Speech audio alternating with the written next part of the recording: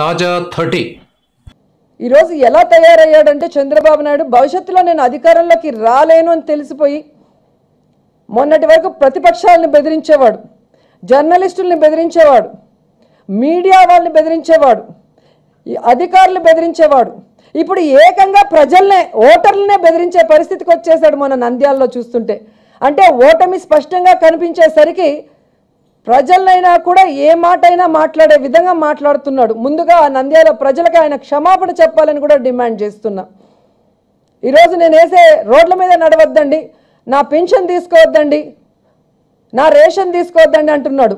మీ నాన్న ఖర్జూరపు నాయుడు సొత్తా, లేదా మీ మామ ఎన్టీఆర్ సొత్తా, లేదా నీ పుత్రుడు లోకేష్ సొత్తా నువ్వు ప్రజలకు పెడుతున్నావు?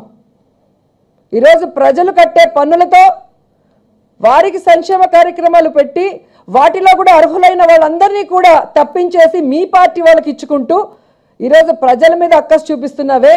నువ్వు ప్రజల మీద చూపించడం కాదు, ప్రజలు నీ మీద చూపించాలి.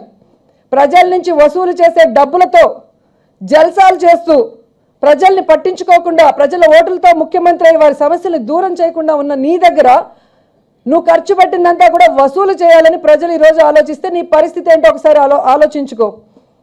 ఈరోజు నీ ప్రత్యేక విమానం కానీ, ఈరోజు లింగంనేని ఎస్టేట్లో 60 కోట్ల రూపాయల నీ అక్రమ కట్టడం కానీ, అలాగే నీ భార్య నీ కోడలు పక్క రాష్ట్రంలో 5 స్టార్ హోటల్లో ఖర్చు చేసే ఆ ఖర్చుల బిల్లులు కానీ,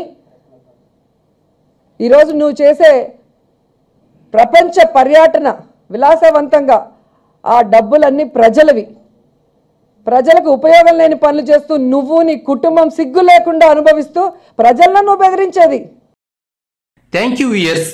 ఈ వీడియో మీకు నచ్చితే లైక్ బటన్ టచ్ చేయండి. తాజా 30 ఛానల్కు సబ్స్క్రైబ్ చేయండి. మీ మిత్రులకు షేర్ చేయండి.